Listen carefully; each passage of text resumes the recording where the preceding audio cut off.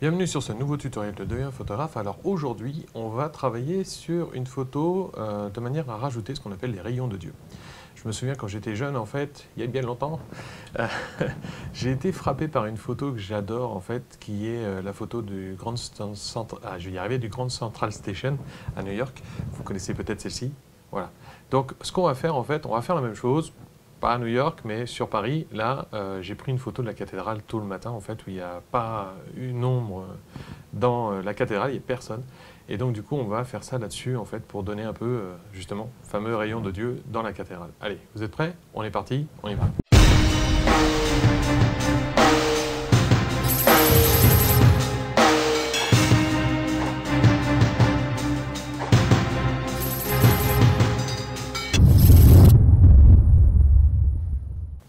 Donc aujourd'hui, on va peut-être pas aller aussi loin que sur le Grand Central Station qu'il y a sur la photo, enfin sur les rayons qu'il y a sur la photo de cette station. On va aller un petit peu moins violent, mais comme je vous l'ai fait voir tout à l'heure en noir et blanc, donc on va partir. Allez, on y va, c'est parti sur cette photo-là. Alors, on va travailler beaucoup sur Lightroom, mais on va travailler aussi sur Photoshop. Les rayons, entre autres, on va les rajouter sur Photoshop. Ceci dit, ce qu'on va faire sur Photoshop, vous pouvez le faire avec n'importe quel autre logiciel, que ce soit GIMP, Photofiltre ou quoi que ce soit. Vous allez voir que ce n'est pas très compliqué. On peut le faire facilement. Je l'ai testé sur Photofiltre, ça se fait. Donc on y va. Alors, on commence donc par cette photo-là. Ici, vous voyez que déjà, à la base, en fait, donc là, c'est la cathédrale tôt le matin, très tôt le matin, puisqu'elle est ouverte à partir de 8h15. Je vous conseille d'aller la voir vers ces heures-là, si vous voulez être tranquille, en fait. Vous voyez qu'il y a un groupe de touristes tout au fond, mais qui n'est pas très gênant, en fait. Donc, vous voyez, on le voit ici, là, ce groupe de touristes-là, en fait. Donc, ce qu'on va faire, en fait, c'est qu'on va travailler sur cette photo-là et on va rajouter des rayons. Alors, la nef étant toujours à l'est, moi, je suis donc à l'ouest, forcément, en fait, à gauche, on a le nord, à droite, on a le sud. Donc, on va les rajouter au sud, comme si c'était en plein midi. Sauf qu'en plein midi, la cathédrale sans touristes, c'est pas la peine. D'accord? Donc, on y va. Alors, ici, ce qu'on va faire, on va commencer par faire comme d'habitude, on récupère les hautes lumières ici, parce qu'il y a beaucoup de contraste, évidemment, dans une cathédrale. Vous voyez, hein, là où il y a tous les lustres, ici, c'est cramé. Donc, on va récupérer ça ici. On va récupérer un peu les sombres aussi, pas trop. Voilà, comme ça ici. Donc toujours la même chose, donc là que les lampes sont un peu cramées, c'est pas trop grave, mais par contre j'évite de cramer justement les vitraux, c'est aussi pour ça que j'y vais tôt le matin, parce que justement les vitraux sont pas cramés sur mes photos, et vous voyez que depuis qu'ils ont refait la lumière dedans il y a 5 ans, en fait c'est absolument magnifique.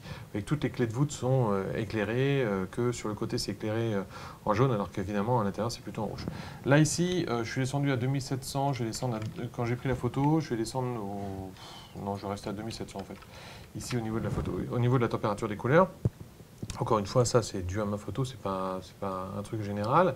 Je vais descendre ici, alors je vais appuyer un petit peu les parties sombres, de manière à avoir une partie un petit peu plus sombre à côté. Vous voyez qu'on a déjà une photo qui est assez sympa à la base. Je dis franchement, depuis qu'ils ont refait l'éclairage, c'est pas mal.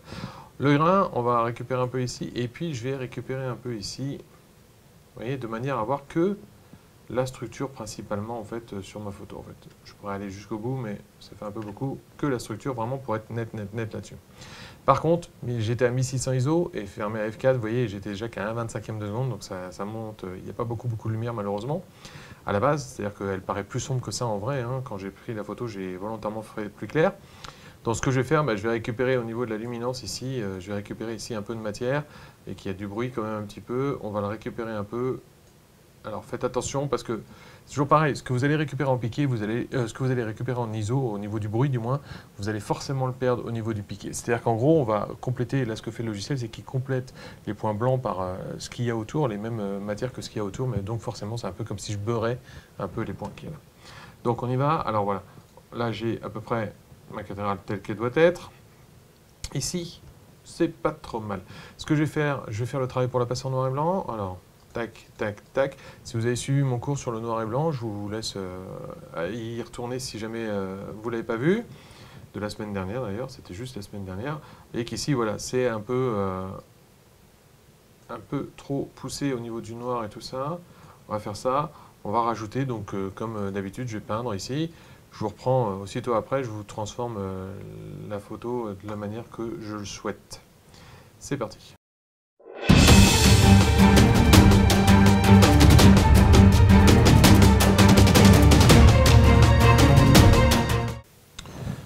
Donc voilà, alors j'ai retravaillé mon noir et blanc, je vous renvoie hein, vers le tuto que j'ai fait la semaine dernière pour travailler les noirs et blancs avec Lightroom.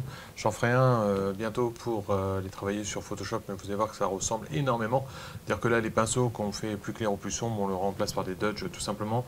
C'est mieux, les dodges, c'est moins destructif au niveau de la matière derrière. Alors, une fois que ça c'est fait, votre noir et blanc est fait, vous voyez ce que j'ai fait avant, après, hein, voilà. Avant, après, vous voyez ici, j'ai redessiné en plus les lignes autour. Maintenant, je vais passer sous Photoshop. Alors, cette partie-là, vous pouvez la faire sur un autre logiciel, je vous disais, à côté. Donc, très simple, bouton droit ici, et vous faites en fait, modifier dans, hop, ici, Photoshop. Donc, en fait, une fois que votre photo est ouverte dans Photoshop, ce que vous allez faire, c'est tout simplement rajouter les fameux rayons de Dieu. Alors, s'il veut bien y aller, il est un peu lent. On y va, voilà ici. C'est-à-dire qu'ici, j'ai donc ma photo. Alors, je peux l'agrandir comme ça. Vous voyez qu'il y a moins de bruit que tout à l'heure. Ça a l'air pas trop mal. Ça a l'air pas trop mal. Au niveau du bruit, on a réussi à récupérer pas mal quand même.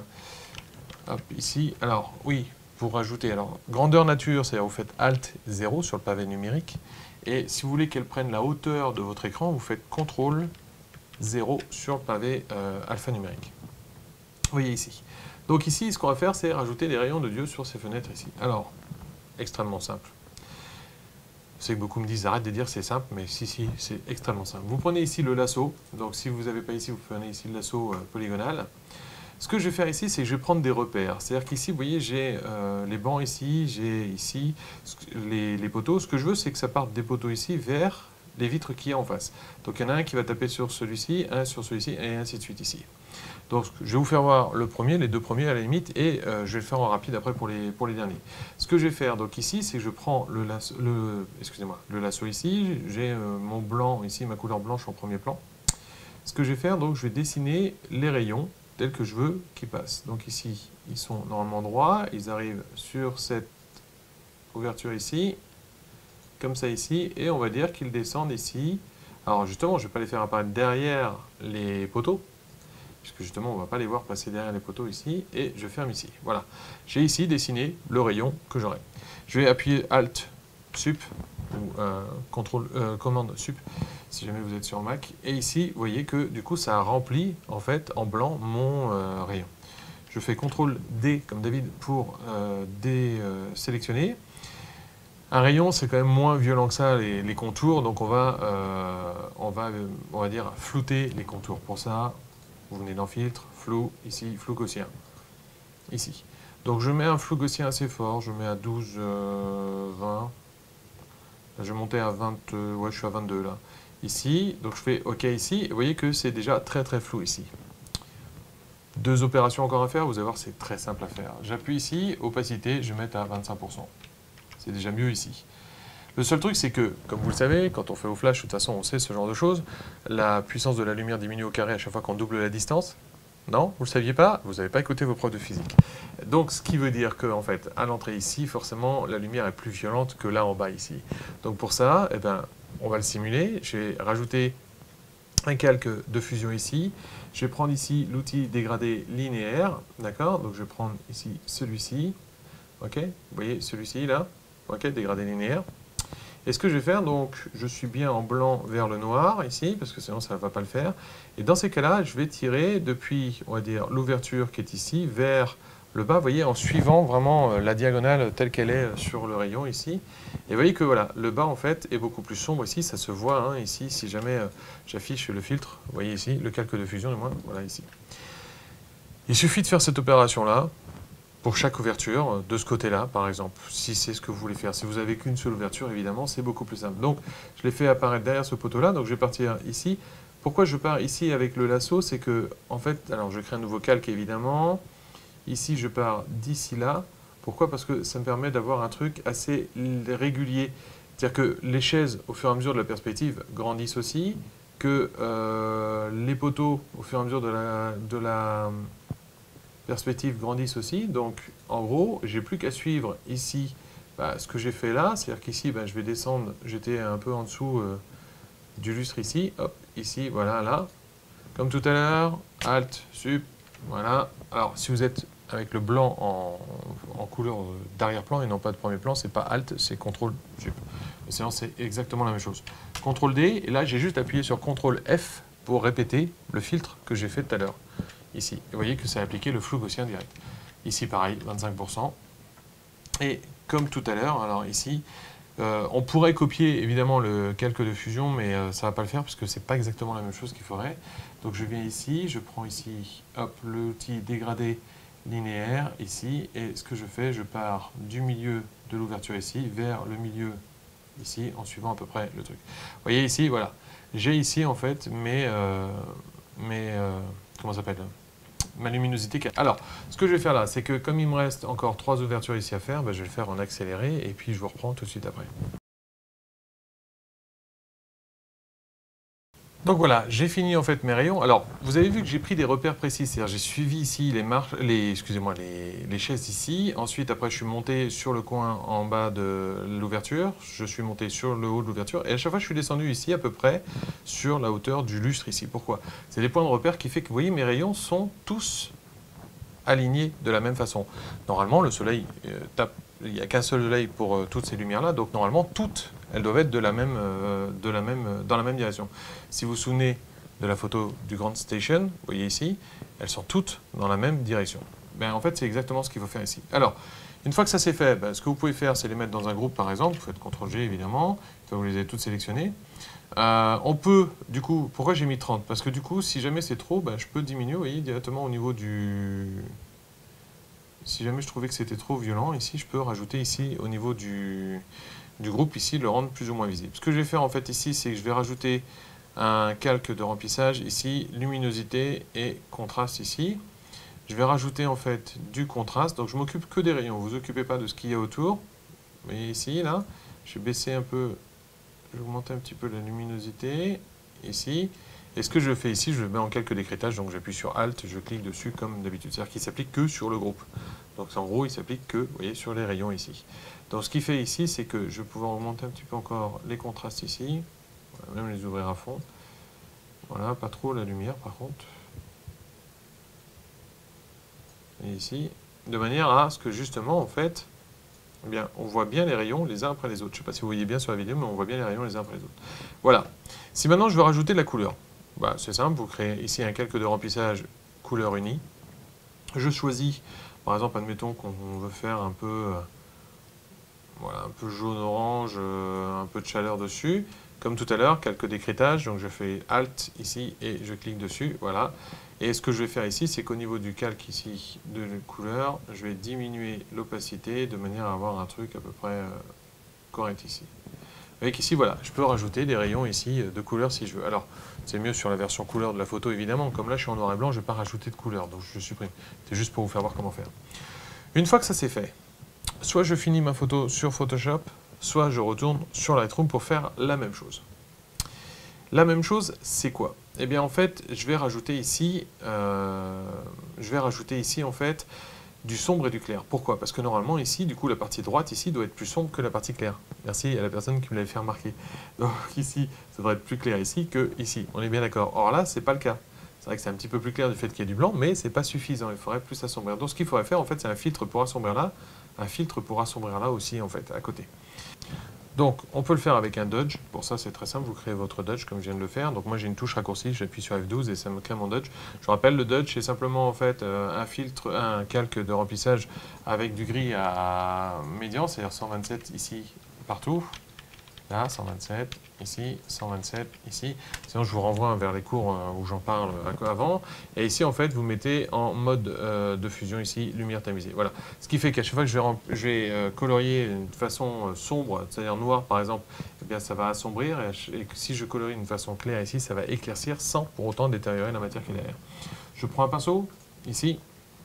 Je vais le prendre large.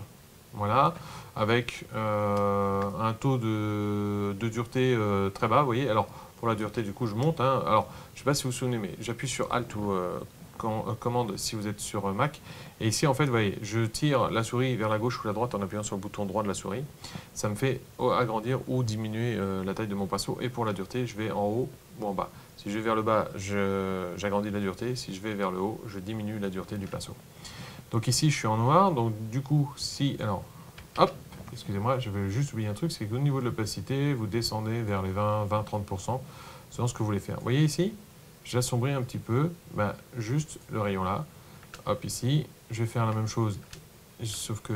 Alors, il veut pas, c'est avec mon logiciel de capture, j'ai des problèmes là-dessus. Je vais aussi assombrir ici, là. Vous voyez ici, là? Voilà.